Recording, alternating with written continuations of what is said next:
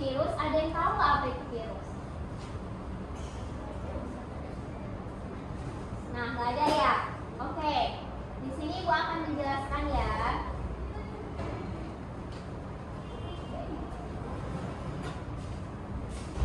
Nah, virus itu adalah penyebab infeksi yang berukuran sangat kecil yang hanya dapat hidup berkembang biak dalam sel makhluk hidup nih, seperti manusia, tumbuhan, dan hewan.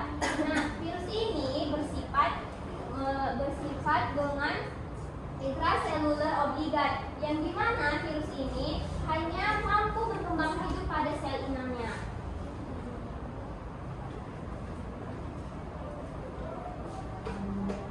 Nah, ciri-cirinya itu dia berukuran sangat kecil yang berukuran sekitar 0,02 sampai 0,3 mikrometer, sehingga hanya dapat dilihat menggunakan mikroskop nih. Nah, tersusun atas asam nukleat atau DNA yang dibungkus oleh vaksinnya. Nah, hanya dapat hidup bereproduksi di dalam sel hidup. Umumnya itu stabilnya pada pH 5 sampai pH 9. Nah,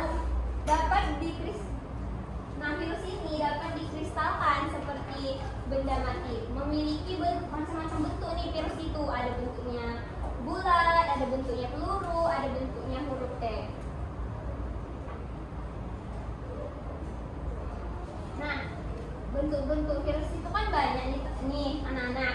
Nah, pertama itu bentuknya itu ada bentuk batang. Misalnya seperti yang ini. Nih. Bentuknya itu bulat. Jadi virus berdasarkan bentuk. Nah, ini bentuknya. Bentuknya bulat. Itu seperti virus yang namanya HIV atau Human Immunodeficiency Virus, dan bentuk huruf T itu seperti bakteriophag, dan yang bentuk bulatnya itu ada juga seperti virus influenza virus. Bentuk polyhedral itu contoh virusnya itu adenovirus. Terus bentuk batangnya itu ada TMV, dan bentuk filamennya itu ada berbentuk Ebola virus.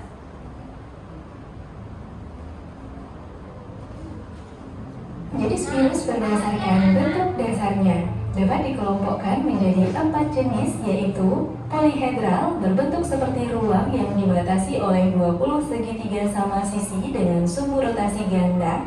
Contoh virusnya adalah adenovirus. Helical, berbentuk seperti helix, menyerupai batang panjang, nukleokapsidnya tidak kaku, dan memiliki satu sumbu rotasi, misalnya pada tobacco mosaic virus. Bentuk spherical atau amplop, seperti pada virus influenza, dan bentuk kompleks contohnya pada bakteriophag. Pengelompokan virus selanjutnya berdasarkan sel inang yang ditempatinya. Virus yang menyerang manusia, contohnya virus hepatitis, menyerang hewan, misalnya paramyxovirus, penyerang tumbuhan seperti TMV, dan virus yang menyerang bakteri yaitu bakteriophag. Sekarang teman-teman Sudah tahu kan yang mana untuk virus hewan, yang mana virus untuk manusia, yang mana virus untuk tumbuhan. Nah, di sini kita masuk ke replikasi virus litik dan lisogenetik. Nah, yang dimana virus pada litik ini ada beberapa tahap nih, yaitu pada yang di sini. Tahap pertama itu, yaitu induknya itu mencari sel inangnya, yang di sini mencari sel inang dan mulai melakukan proses adsorpsi, yang dimana tahap keduanya itu nanti dia itu menempel dan menyuntikkan yang virus yang di sininya itu ke sel inangnya, dan masuk dia ke tahap 3 ini. Disinilah replikasinya, yang dimana materi genetiknya di sini kemudian mengambil alih kendali sel inangnya, dan sel inang ini dipaksa nih memberan DNA dan maaf ya. Nah, lanjut kita ke tahap terakhir nih. Di sini nanti virus itu akan keluar dari tubuh sel inangnya.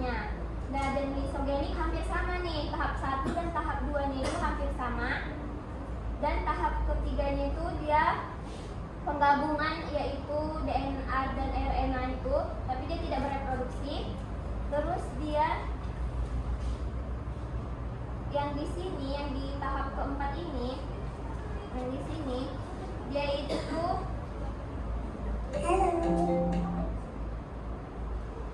berada, dan tahap ini nanti dia membelah diri nih, DNA atau virus itu tadi, virus tadi yang di sini, dan diwariskan kepada sel-selnya, pada sel-sel anaknya untuk yang selanjutnya. Dan disitulah virus, dia di virus ini, di virus lysogenik ini, dia itu ketika tubuh kita kayak dia mengikuti lingkungan gitu. Kalau misalnya dia mau berkembang, dia berkembang gitu. Nah, kayak gini. Ini contoh replikasi virus pada influenza pada manusia ya. Virus influenza menyebar melalui droplet udara saat orang batuk atau bersin dan masuk lewat hidung kita. Ini dia tahap pertama, absorpsi. Protein hemagglutinin pada virus menempel pada reseptor asam sialat di sel inang. Selanjutnya, penetrasi. Virus masuk ke dalam sel melalui proses endositosis, membentuk vesikel endosom. Selanjutnya, aneuploidy. Selebung virus terlepas melepaskan RNA virus yang siap mengambil alih sel tersebut. Setelah membusuk, virus influenza mengambil alih kendali sel tubuh kita. Bagaimana ia melakukannya? Di tahap replikasi dan sintesis, ia memaksa sel untuk menyalin RNA virus dan membuat protein virus baru. Setelah semua komponen siap, mereka berkumpul dan dirakit menjadi ribuan virus baru di dalam. Akhirnya, yang merobek sel inang. Ini yang menyebabkan Sesi adalah langkah pertama melawannya. Tapi ingat, Nah, di sini ada virus nih yang menguntungkan dan yang merugikan nih anak-anak.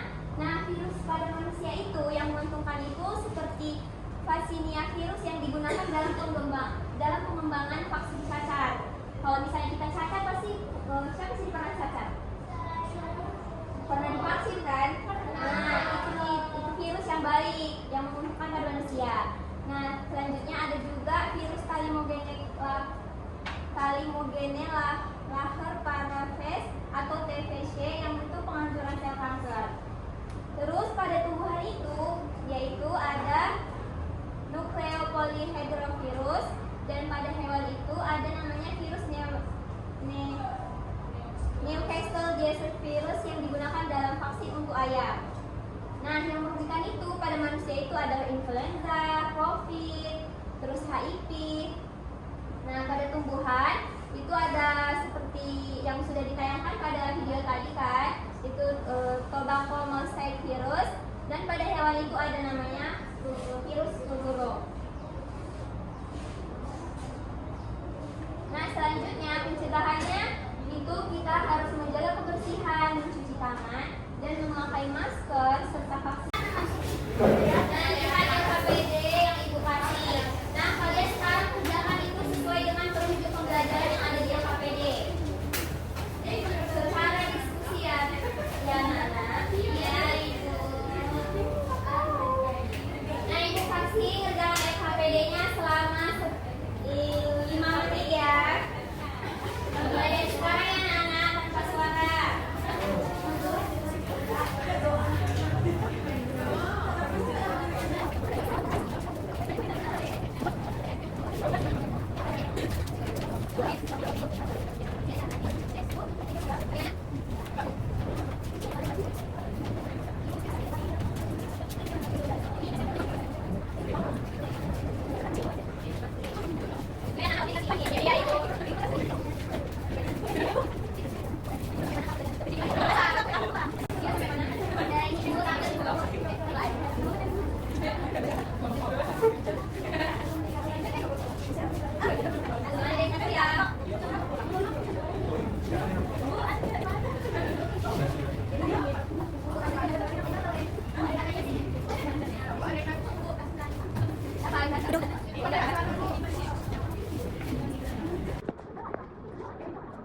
Aduh.